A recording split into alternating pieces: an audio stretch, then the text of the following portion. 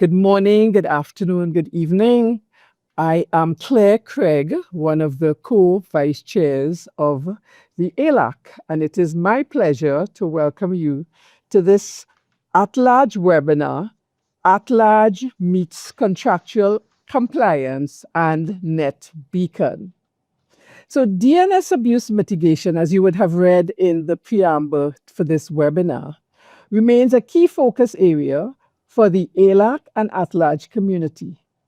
It is generally accepted that DNS abuse cannot be eliminated. However, it is also clear that it can be mitigated, and such mitigation efforts may take many forms and are often driven by various parties, either working collaboratively or complementary to bring about impact to protect end users against harm perpetrated by malicious domain registrants. And it is with that in mind that we have invited both Leticia Castillo-Sojo, the Senior Director of Contractual Compliance, and Graeme Bunton, the Executive Director of NetBeacon, to join us in the third of the series of webinars. The first two would be, the information about the first two are included on the agenda and the resources for this webinar. So I won't take a lot of time. Let me just go through the agenda for you quickly. We have Leticia, who will speak for 20 minutes. I'm not sure if this is Leticia's first time to an At-Large ALAC session such as this. Welcome, Leticia. Then we have a question and answer period for 15 minutes. Next, we move to Graeme, who I know Graeme is no stranger to the ALAC and At-Large community. He will also speak for 20 minutes. Then we have another Q&A for 15 minutes. And we will end with our usual poll.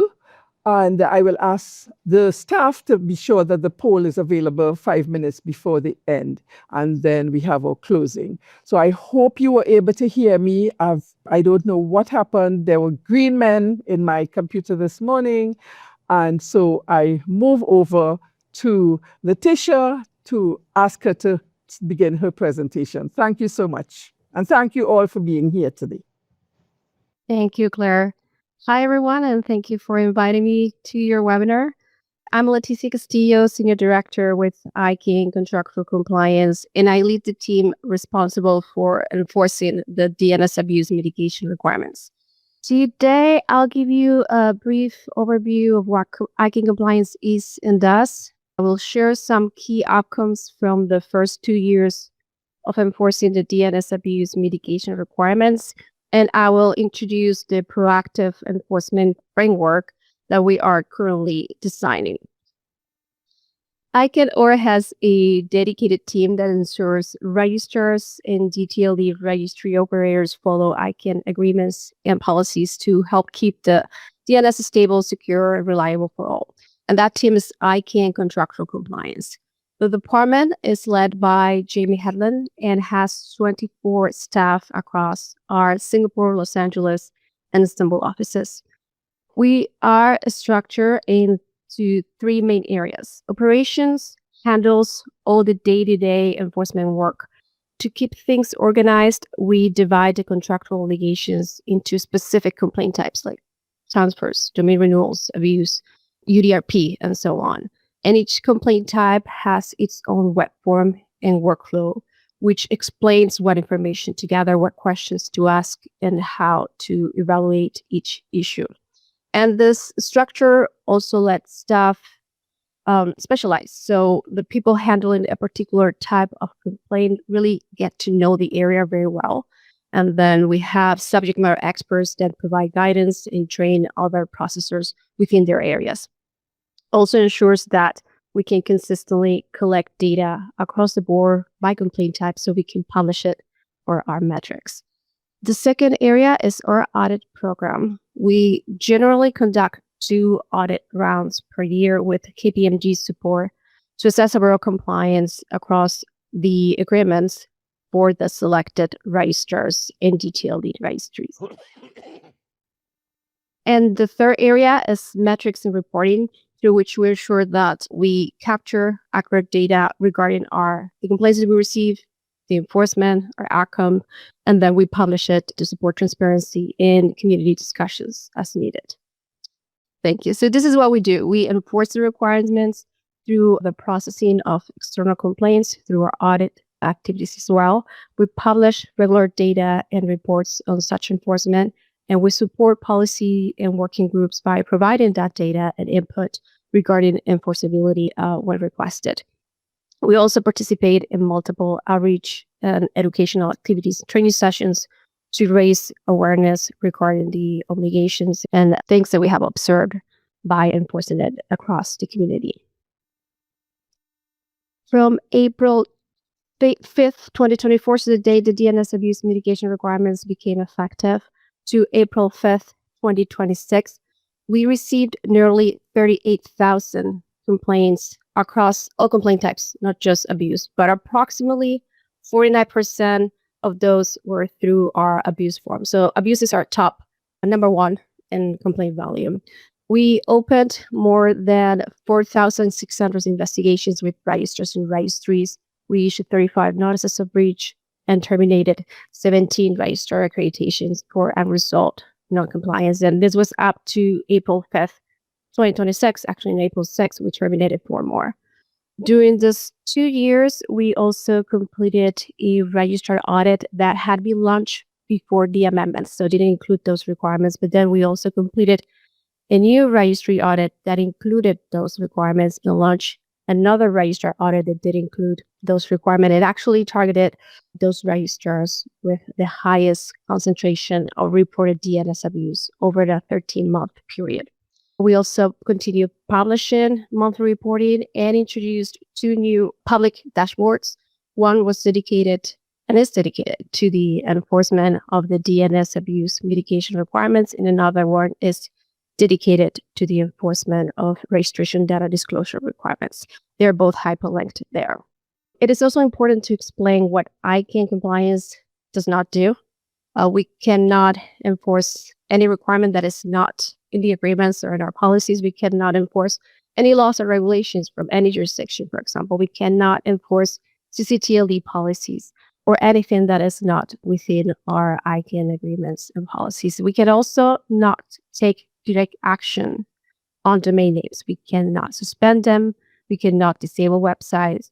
We cannot issue transfer codes or renew domain names. And when we receive a complaint that falls outside that contractual scope that we have, which is, by the way, the vast majority of the complaints that we receive, we do not open an investigation with the contacted party, with the registrar or registry, but we do provide educational guidance to the submitters so they can find the appropriate avenue to pursue.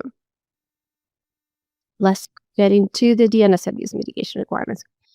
Good. So before speaking about enforcement outcomes of these requirements, I wanted to center enforcement as part of the broader cross-functional DNS abuse mitigation program that ICANN org maintains. We are part of the big team of teams.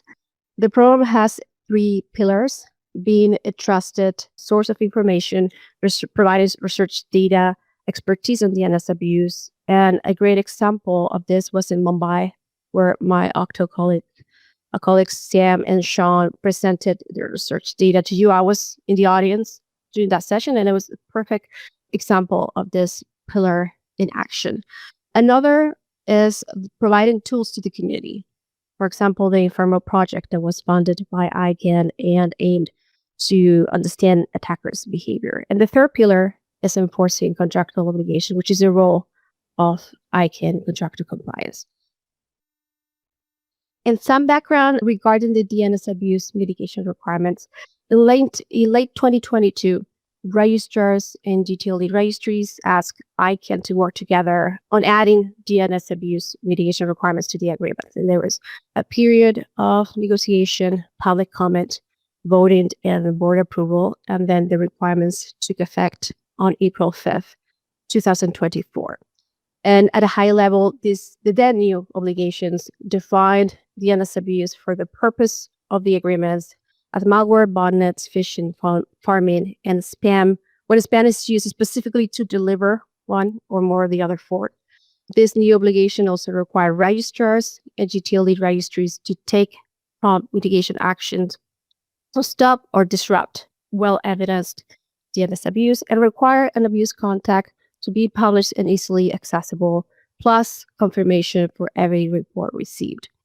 And we published an advisory explaining how those requirements work in practice. It is linked at the bottom of the slide. It's also published on ICANN website. With that background in mind, let's go to the outcomes. Between April 5th, 2024 and April 5th, 2026, we launched almost 530 DNS abuse mitigation investigations. So compliance investigations specifically relating to the DNS abuse mitigation obligations. And we saw more than 480. About 66% of this resulted in DNS abuse being stopped, approximately 8% disrupt. We issued 4 formal breach notices specifically based on DNS abuse obligation, and a 5th one was actually involving thousands of domains involved in cryptocurrency scams. So under the obligation to investigate and respond to abuse reports for other types of abuse, not DNS abuse. And for context, out of the 4,600 enforcement action across all complaint types taken that I was talking before, the 35 breach notices and 17 accreditations, most enforcement work happens during the stage of our process that is not public, in the sense that there is no notice of breach because the matter is resolved before that happens. And that resolve means the contacted party provide evidence of compliance or remediates a non-compliance. But the review of evidence, holding discussions, presenting and guiding long-term remediation, documenting improvement, monitoring those remediation, that happens in both stages, both formal and informal.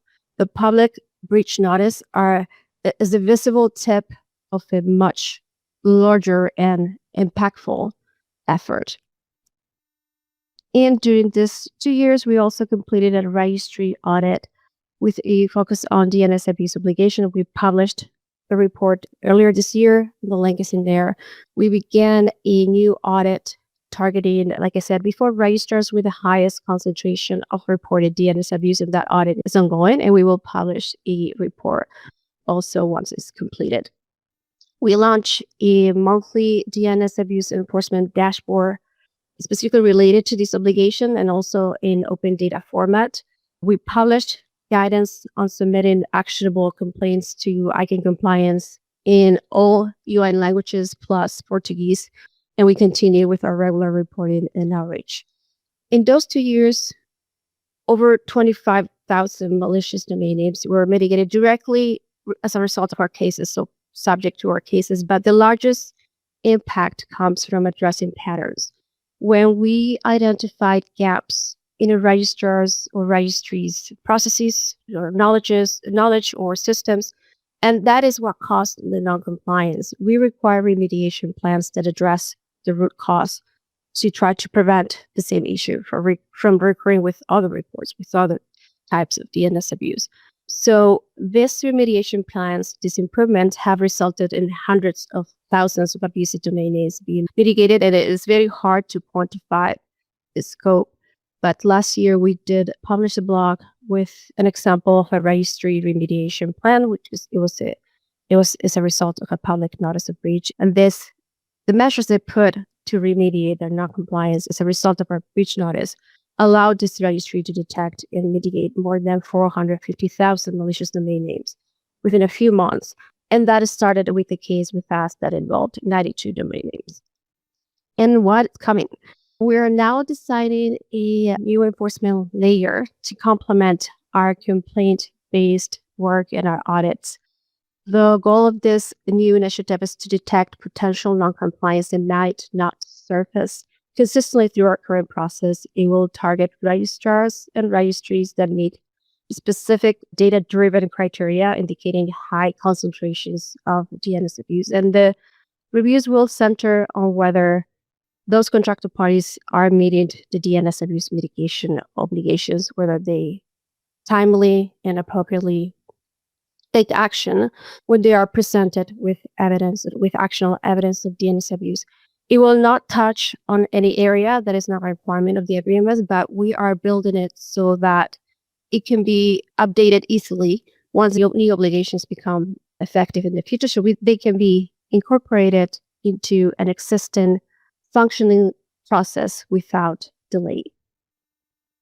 And to select the contracted parties for the review, with the help of our Octa team, we will take into account certain data points and factors such as the concentration of reported DNS abuse in the portfolio, how quickly they mitigate DNS abuse, prior compliance issues, and remediations. The remediations I was talking about, how effective they were. Have we had any repeated issues since those were implemented?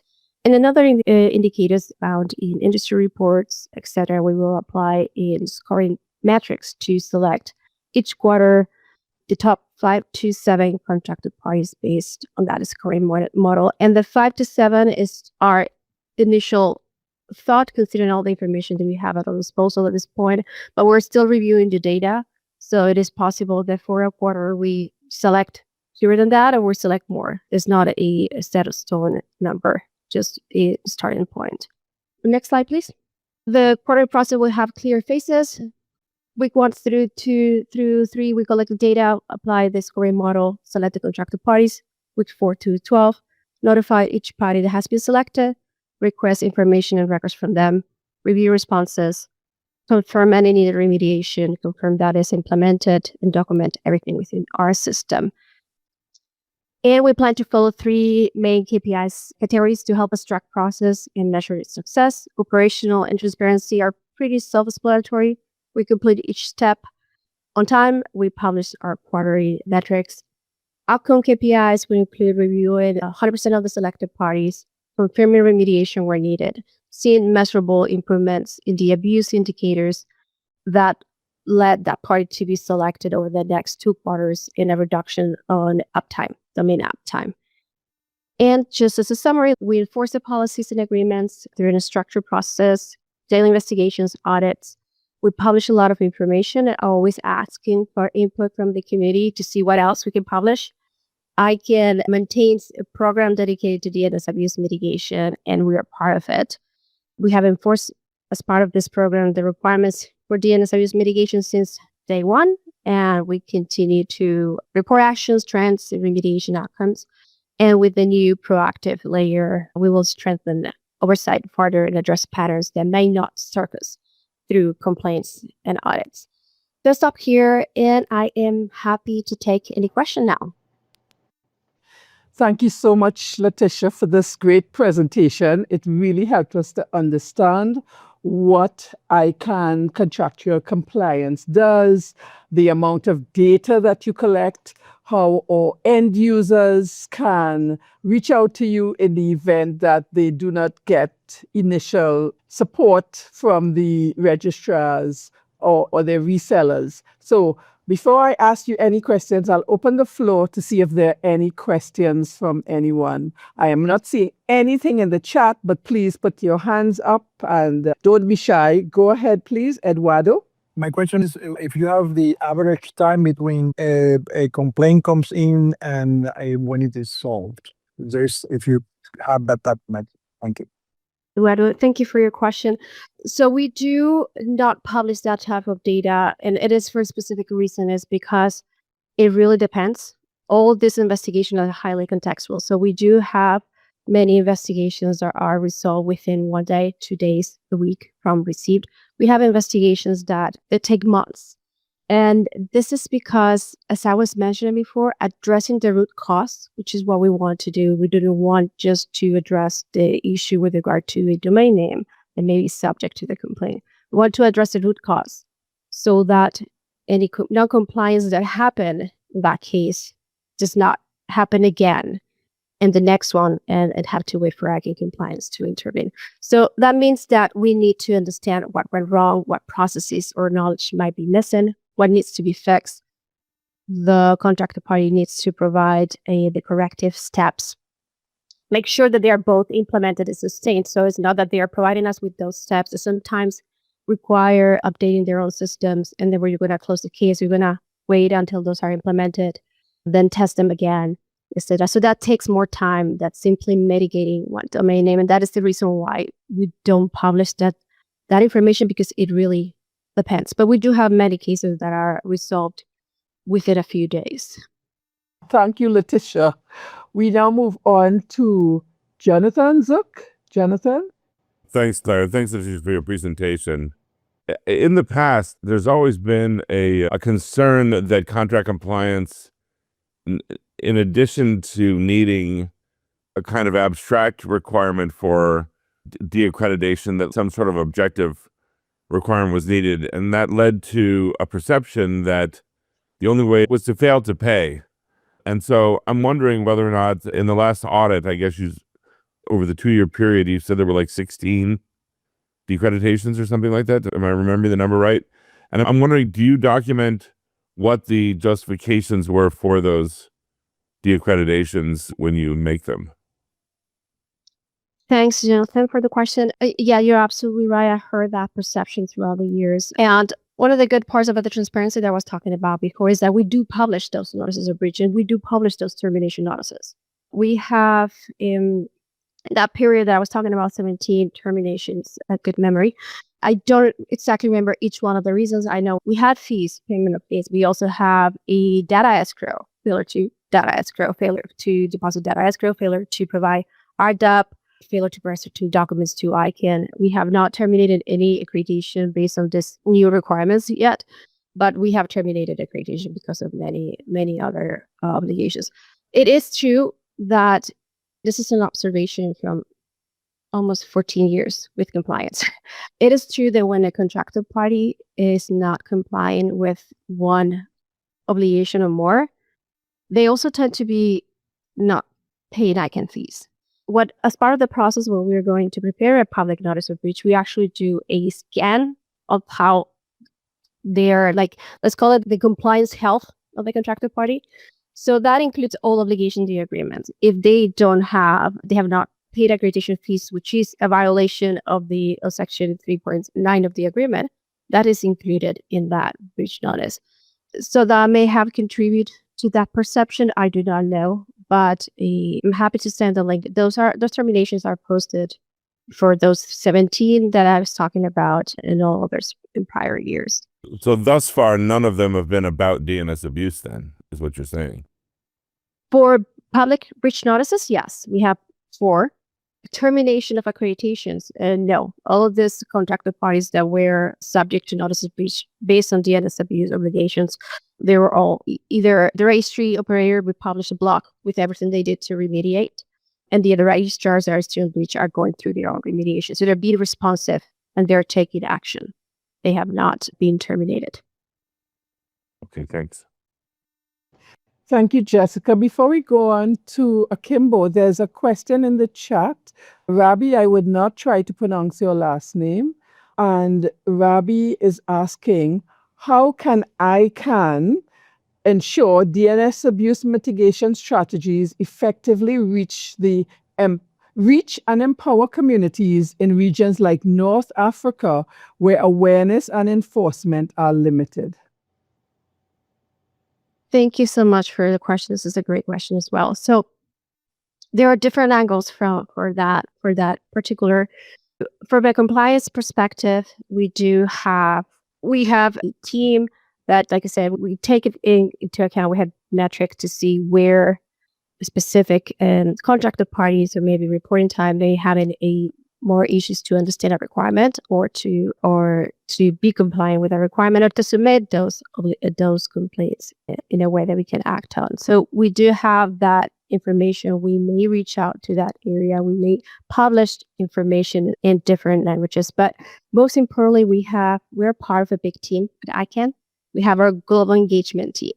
And we have our GDET team, and they do organize regularly outreach and certain events where they provide training to contracted parties for an area, specific area in Africa and other areas. And then we are invited to those events. We participate there, so we can present to the contracted parties in the area about those requirements and answer their questions. So there is an active and ongoing effort across ICANN as a whole to make sure that we take that information across the world and we provide that support to contracted parties and reporting parties across the globe. Thank you for that, Leticia. Akimbo, your hand was up. Okay, go ahead, please. Part of the question I think she has answered, but if she permits me to ask once again, that means there are training and collaboration across the globe that you offer to the average contracted parties. When it comes to all the data that you have, is it possible for other organizations of like minds to request for DNS abuse data to be able to work on other issues within their region? Thank you. I believe it was linked in the slides, but I can provide it again. We do have a dedicated dashboard that we publish every month, and it's actually in a 12-month series, rolling series, so you can see trends. In that dashboard, we provide all the information about our enforcement actions for DNS abuse specifically, and we provide that in a visual form, and we also in open data format. Researchers and people that work with that data can download it and then work with it as they need to. And also we do have this request that I always put out there, that we do capture a lot of data and we cannot publish it all, but we really want feedback from the community. So if there's something in there, or there's something that is not in there, that the community believe we should start publishing, we are always willing to receive that type of feedback and then put it out there for everyone to see, for everyone to use. I was talking about this dashboard. We have it in open data format now. That was input from the community. We had it just in a visual chart, and they say we want an open data so we can download and work with it. So that was part of some feedback that we implemented. We have received in the past requests from working groups where they're analyzing a specific area of the requirement, like renewal or other, and they request specific data from us, and then if we don't have it published, if we have it published, we provide the link. If we don't have it published, we produce it and send it to that working group. So absolutely happy to provide our data, to continue publishing, and to publish anything else that we may not be publishing as of today.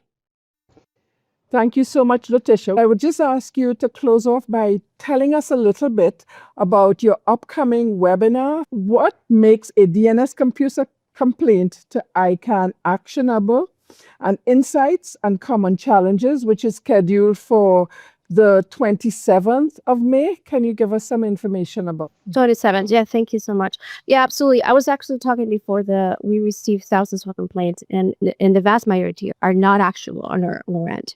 So we are taking different actions to try to address that.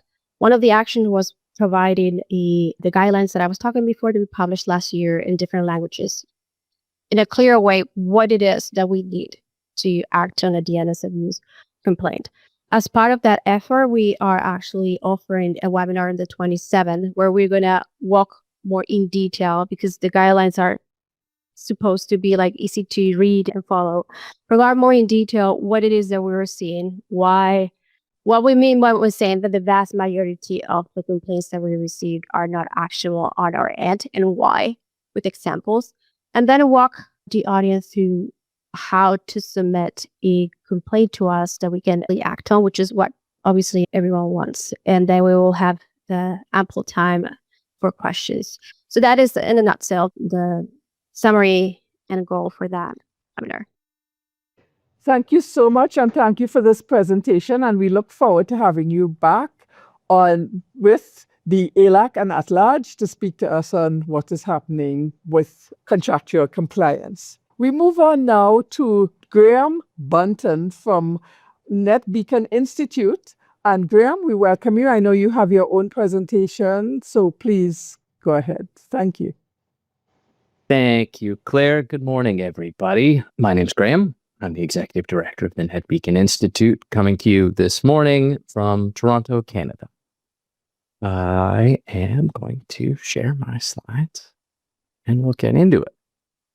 So I've talked with the ALAC a few times. I'm going to give a little bit of a overview of some of the services and products and things that we do. For those of you who are new or haven't encountered us in our work before, we're going to talk a little bit about how to report abuse and a little bit about what we see as important for the future in reducing DNS abuse. A bit about the Institute to start, because I think this transparency is important. The Institute was created by Public Interest Registry and is really a part of Public Interest Registry, really a department inside of that organization. PIR operates the .org top-level domain name and is a not-for-profit, which means it has a public interest mission that it needs to fulfill. And as part of the operation of the .org registry and in fulfilling that public interest mission, PIR noticed that there was a bit of a gap within the ecosystem, the DNS ecosystem, in regards to like addressing issues of malicious domain names. ICANN compliance has an important role to play, but abuse quickly spreads beyond the purview of ICANN compliance. And so there was no one that was developing the resources and education and tools that the industry and beyond might need. And that felt like a good gap that Public Interest Registry could fill. And so created the NetBeacon Institute just over 5 years ago now to try and do that work. We are therefore also a not-for-profit. We're also not commercial in any way. We don't sell anything. We don't have any cost recovery. We just do everything for free, which makes my job super fun because I don't have quarterly sales goals to meet. I just get to go around trying to make the internet safer for everybody. And I got to tell you, it's pretty great. So we don't have customers, which is really fun. We just get to go do this sort of education, and collaboration, and innovation work to try and improve the whole DNS. But we have two key initiatives, and we're always working on more things, but two key pieces that I'll talk about today. The first is called NetBeacon Map, Measurement and Analytics Platform, which we created to really understand abuse, to be able to have a real sense of how malicious domain names are distributed across the internet, where they're concentrated, how they're mitigated, so that we could do more data-driven policy development and also inform our other activities so that we would know what problems need to be fixed. We also have another project called NetBeacon Reporter, which is an abuse reporting conduit, very much created out of a number of ICANN pieces of work that said, hey, wouldn't a centralized abuse reporting system make sense? And so we have gone and tried to build that. I'm going to talk first about MAP. This is really trying to understand abuse. And we wanted to do this in a really rigorous way. And we wanted to do it in an unbiased and transparent fashion. So we've contracted with an academic out of the University of Grenoble in France, Professor Maciej Korczynski, who I don't even think it's an argument, is probably the best in the world at measuring things like DNS abuse. And so we gave him this mission, which was to measure abuse as transparently and credibly as possible. And you can see on the right there's a little bit of a diagram about how that work flows. But the source of the data that we're using is block lists or feeds about domain reputation. And then we do some work to process and clean them and really get down to what we think are the most reliable reports of malicious domain names. And then we aggregate those up into reports that we then share with the public. If you felt so inclined, you could go and replicate this work because the methodology is transparent. It is a lot of work. I wouldn't recommend you go do that because then we would have the same thing, but it's out there if you want to try and go and do that. I should also say that the definition for DNS abuse includes more than just phishing and malware. It also includes things like botnet and farming and spam. But we have chosen to focus this MAP project on just malware and phishing because they had the most reliable data sets. We don't truly see a lot of domain names used for botnets anymore. Farming probably should never have been included in the definition of DNS abuse, but that's a longer discussion. And spam lists are just so unevidenced that it's almost impossible to do anything material with them.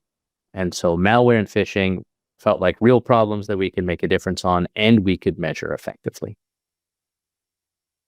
So what do? We collect all of this data, and then we use some of it to try and disrupt abuse, and I'll talk more about that under Reporter. We use that data to try and understand abuse, where we provide public dashboards and charts. We provide private dashboards for domain registrars and registries so they can understand abuse on their platform. And then we produce these sort of monthly reports. There's a bit of a delay in all of that, about why, but it's not urgent. It just takes a long time to analyze domains and mitigation rates. And then we investigate. We use that data to find trends and patterns and share those with registries and registrars who can do something about them, as well as policymakers and the community within inside ICANN. Jonathan, I see your hand. You just quickly went over this idea that you don't include farming and don't understand why it would be included in the DNS abuse definition. And I guess that confused me because I feel like a maliciously registered domain for the purpose of capturing your credentials or something like that feels right up the center of DNS abuse and is necessary in many instances for a phishing attack to be successful. So I guess I would love, and maybe if you want to come back to it, that's also fine, but you went by it quick and I don't understand what distinction is there that would put it outside of the definition, if that makes sense. So the legacy, farming as a harm has ended up in that list, and I think people kept carrying it along in that list of harms that would make up DNS abuse. They didn't want to feel like they were removing something. But farming in terms of execution is two things. One, a phish. So there is an attempt to capture sensitive information, using deception. But also it is executed via a local DNS hijack, where somewhere between the browser someone is using and the real domain name, someone has poisoned their DNS. So instead of your bank, you're getting back different results. And so that usually happens by a malware on your computer, or your ISP's DNS resolver has been poisoned in some way. And so two components, just to reiterate. One is basically a phishing website, and two is a local DNS hijack. We already cover phishing. If there's a malicious domain registered for phishing, it's just phishing. We have already got that. The DNS hijacking is, there's absolutely nothing a registry or registrar can do about that. It's about malware on someone's computer. If there was a domain used for malware distribution, we've already got that. And so it's like part of the problem is phishing and part of the problem is malware. And so we already have those pieces. But the DNS hijacking, it's just totally outside the realm of the domain registration industry to resolve. Oh, okay, then it's just I guess we just have a difference of definition of those things. So I think I get you now. I think bnkamerica.com, I think of as a farming site. No, it's just a phish.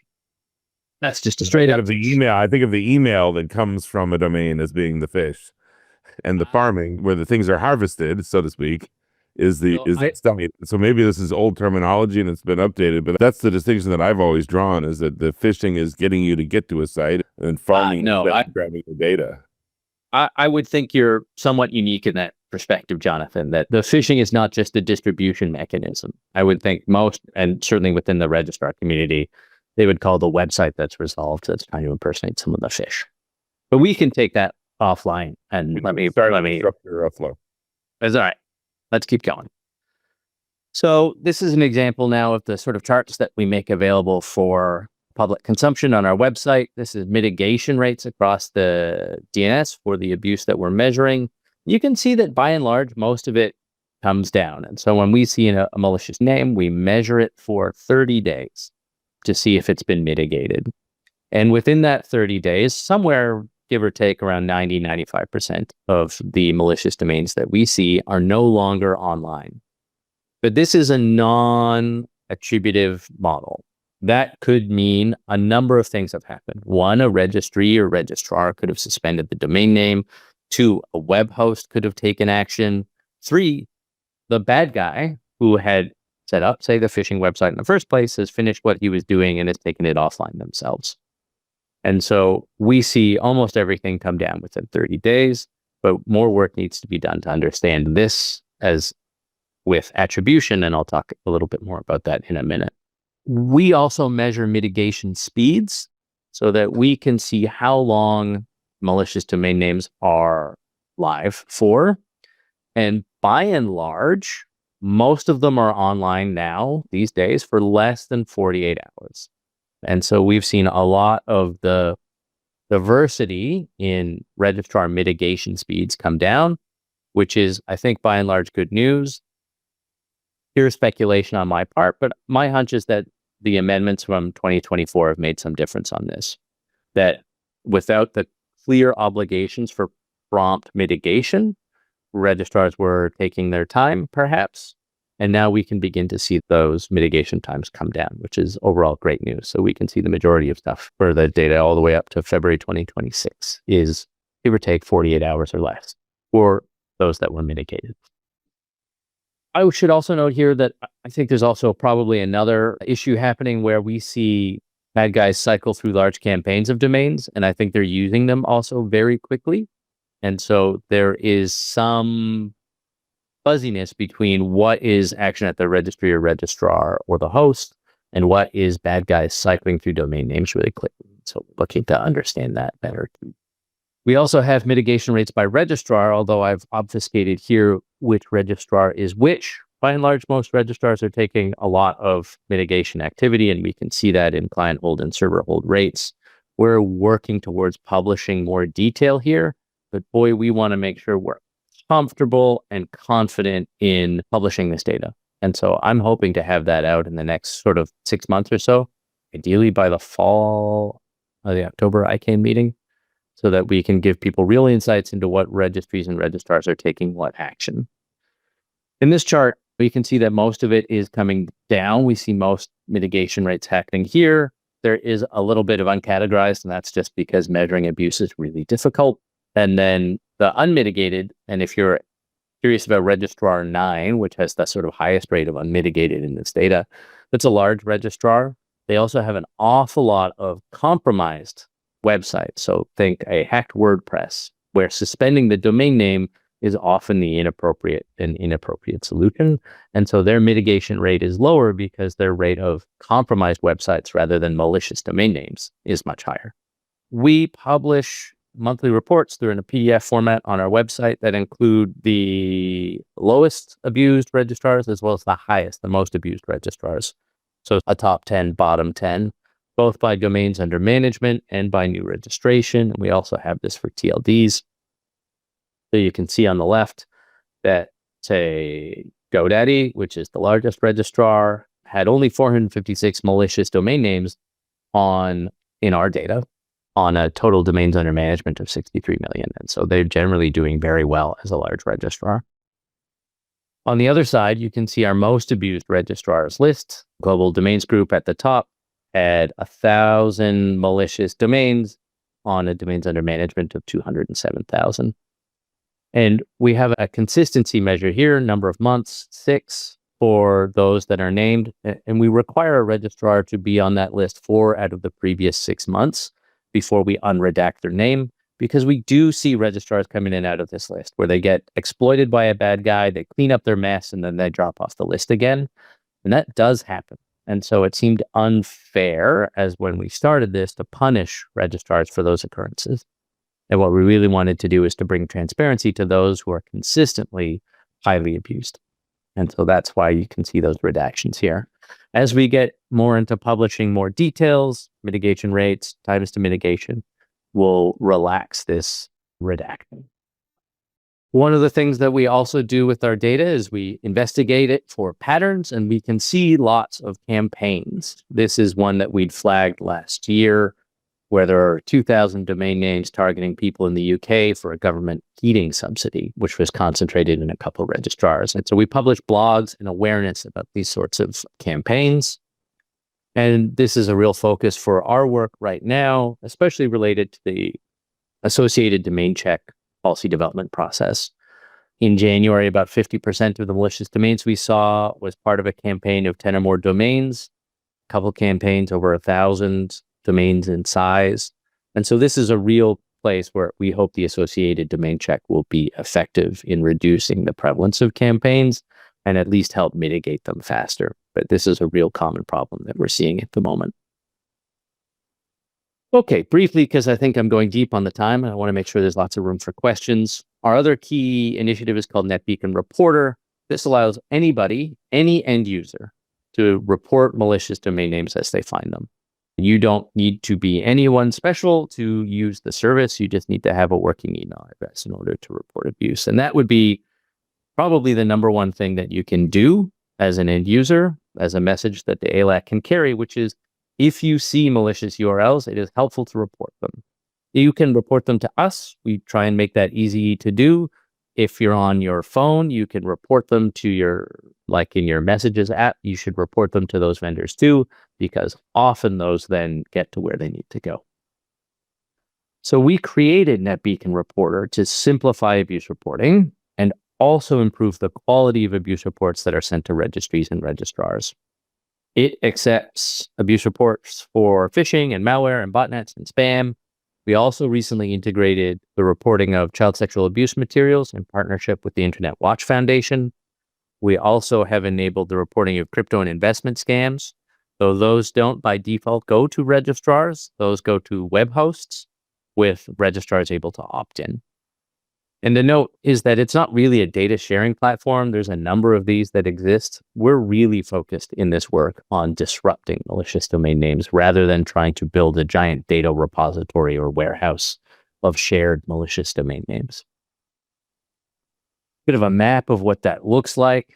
We pass a bunch of the malicious domains that we see in our map data into Reporter every day so that registries and registrars are getting notifications of what we're seeing. We see brand protection, internet security, consumer protection, and internet end users report malicious domain names all day. Standardize and enrich, and then we distribute to web hosts, registries, and registrars, and we monitor every report, and we collect feedback on every report as well. This gives us a neat ability to measure mitigation rate by reporter. There are lots of people who report abuse and think they're very good at it, and it turns out that they are not. And this is a place that will aim to bring more transparency as well. I think it's the 6th column in is a reporter that we see submit hundreds of domains, maybe thousands of domains a month. They get a 90% mitigation rate, that almost everything they submit gets taken down because they submit super high quality abuse reports. And I'll show you what one looks like. We have some people who submit abuse reports that are getting like 25% mitigation rates.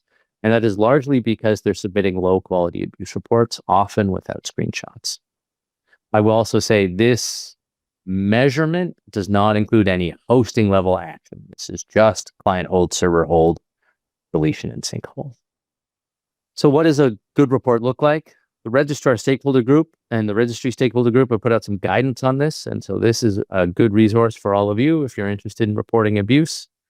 Really what you want is a short description of the abuse you're seeing. You don't want to leave ambiguity about who is being targeted, and you want to provide a screenshot. From our experience, screenshots are the single biggest factor in ensuring mitigation. Here's an example from Fichier. This is the reporter that I was saying got 90+% mitigation rates. It's a very simple report, scotiabank-reset.com. Scotiabank is a Canadian bank. We can see how old the domain was. And you can see the description there is really just 2 sentences. It was targeting Scotiabank, and you may need to use a mobile browser and potentially be in Canada to see this. That's sufficient. This, for most registrars, will get action. If you're able to say, hey, this is a phish targeting this brand, and here's how what you might need to replicate it. That will get you everything you need. And so lastly, where are we going and what are we working on right now? I've teed this up a bit already, but increased transparency in our map data. We really want to show more details about mitigation rates and time to mitigation by registry and registrar, but we're still working to make sure that data is as reliable as we can possibly make it so that we can empower the community effectively. We are working always on allowing people to report more bad things through NetBeacon Reporter so that it can be used as a service beyond just DNS abuse. So for other types of maybe content-specific harm. And so we're working on that. And then the last one is, as I was talked about campaigns, we can see these batches of domains being used for malicious activity, being able to identify those in a timely fashion and report them in a timely fashion, I think is going to help make a big dent in mitigating DNS abuse. And so we're working towards that pretty quickly. And I think that is my last slide. So Graeme at NetBeacon.org, I'll put that in the chat if anybody has questions, but hopefully we have some time for some more. Sure. Thank you, Graeme. We do have about 10 minutes for questions. And I go back to one of the first question in the chat that was for both NetBeacon, ICANN has already answered. And that is, how can NetBeacon ensure DNS abuse mitigation strategies effectively reach and empower communities in regions like North Africa, where awareness and enforcement are limited? And I know you spoke about the reporting, which is really very good, but is there any other insight that you may wish to give on this? So I think it's a good question. I would say that, especially because most abuse reporting is supported in some fashion by reputation lists of domain names, and those absolutely have a language bias towards English. They're very focused on North America and Western Europe as sources of data. And so there's some real gaps within the ecosystem for identifying and mitigating abuse in the global South, primarily related to language. And so I don't have a good solution there. Again, I would encourage everybody to report abuse as they see it, because when you report it in whatever medium you're in, those domains get to places and then begin to add information to the ecosystem. And so I think that's a good idea to do. We're working on translating our services to make it available to more, or at least easily accessible to more people. That AI makes that easier, which is nice, but it's still work to get done. But there's some real gaps there, and I don't have easy answers to solve those. So let me just ask you, Graeme, how would you compare the NetBeacon Institute tools compared to the ones used by ICANN Compliance? Do you think they're complementary? They are certainly a little bit different. Give us and how can we utilize them effectively? Sure. Thanks, Claire. Compliance. So ICANN itself has a domain metrica platform to measure abuse across the ecosystem. And it's in general quite complementary to NetBeacon Map. We use similar sources, although not exactly the same, to have an understanding of abuse. And we, the team that builds that and our team get together quite a bit to talk about data and domain names and make sure we have similar understandings. And so that's collaborative. But we really offer a service in NetBeacon Reporter that allows anybody to report abuse to registrars and to try and make those as effective as possible. When people have done that and when that process fails is when ICANN Compliance can step in, so that you can then say, hey, I've reported this abuse. It had a screenshot. It was succinct. Everything I needed for reporting a phish, and the registrar has done nothing. You would then take that to compliance and say, hey, compliance, I think there's a problem here. And so that's how you would collaborate between the two. Generally, compliance shouldn't ever be your first stop if you're reporting abuse. You want to report it directly to the registrar so that they have the opportunity to mitigate themselves before you then go on to ICANN Compliance. Great. Thank you for that. I see Justine has her hand up. Thanks, Claire, and thanks, Graeme. I'm so glad you answered that question, and thanks, Claire, for that question. Because, sorry, I was late in joining this webinar. I was on another call, but I think a lot of people still don't understand the actual role of compliance versus someone like NetBeacon Institute. So you very aptly pointed out that the first port of call for any complaints should always be the registrar, assuming you know who the registrar is, right? And if the registrar doesn't act satisfactorily to the complaint, then you take it to contractual compliance. Because if you do it the other way around, you're wasting one step, because contractual compliance will then ask you normally to go and contact your registrar first. But I raised my hand to ask a question about the NetBeacon reporter itself. Now, you guys have provided a very simple interface for reporting abuse. The question is, do you get like feedback or pushback from registrars about the form being too minimized in terms of what they need to act on the compliance. Good, I see you shake your head, and so the answer is very good. And I think, is it correct to say that the NetBeacon reporter is a universal tool in such a way that if you don't know who the registrar is that is handling that domain name, it doesn't matter. Because once you use your form and submit it, you will redirect it to the appropriate registrar. Thanks for the question, Justine. That last piece is correct. You don't need to know who the registrar is in order to submit an abuse report to Reporter. It automatically does that for you. And the goal of simplifying abuse reporting was to remove any of those, or at least as many as possible of those technical barriers to be able to report abuse. And so you don't need to know even what a registrar is. You just need to have what you believe to be a malicious URL being used for something like phishing. And then you can report it. Quality NetBeacon Reporter is doing somewhere around 25 to 30,000 abuse reports a month these days. So give or take 1,000 a day. And we don't get pushback really from registrars. They tend to, in my experience, appreciate them because they are usually enriched and evidenced and standardized. And those pieces alone go a long way to improving abuse reporting for registrars. We have feedback mechanisms so they can tell us when they think something was a false positive or low quality, and then we can go and retroactively work with the reporter to try and improve those abuse reports that they're submitting. And so the vibe is generally very positive. I will say we do get bounces. Most of the industry is still in email, and so we're constantly trying to make sure that reports are getting to where they need to go. But our deliverability rate is really high, and we can see an awful lot of domains come offline. Akimbo, go ahead with your question. Thanks, Claire. I don't know if I've met Graeme before, but I know that we have had the opportunity having to introduce other registrars and registries to Bitcoin. But the question I wanted to pop out, I think I and Justine had a chat about it. If you have a tool that is working and it needs to go as far as the average user or the end user, would it be in good mode, or would it be something that can be taken by one of our ALSs or members and taken to the grassroots where the average end user gets to know how to actually report?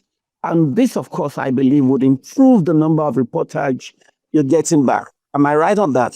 Thank you. Thanks. I'll be brief. So we tried to make it so that anybody can use NetBeacon Reporter, that at the grassroots level, it's relatively simple and straightforward to use.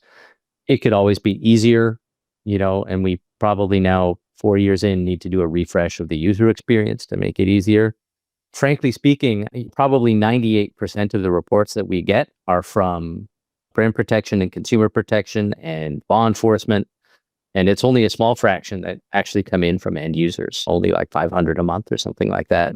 And so when we're dedicating resources, we're trying to get the most domains offline as quickly as we can. And so probably haven't spent the time that we need to spend on helping end users, but would love the feedback. If people are trying it and encountering friction or difficulties, please let us know. Send us an email to our support address or myself, and we'll incorporate that feedback. Great. Thank you so much, Graeme. Thank you, Leticia. As you all know, this webinar is part of our capacity development at large and ALAC and At-Large capacity development, and speaks directly to our FY26 strategic priorities. You shared, and Leticia, you both shared quite valuable information to us. I particularly like the transparency with which you're reporting, Graeme, at NetBeacon Institute by providing names as well as recognizing the need for redacting information when necessary. But I think your reporting is very open. So thank you both for spending some time with us today, and we look forward to working with you again in the near future. Thanks everyone for being part. Thank you to staff, thank you to the interpreters, and thanks to all of you who took the time to attend this webinar. And please remember the ICANN webinar, which is on the 27th of May, and we will see you all then. Bye-bye, everyone. Take care. Enjoy the rest of the day.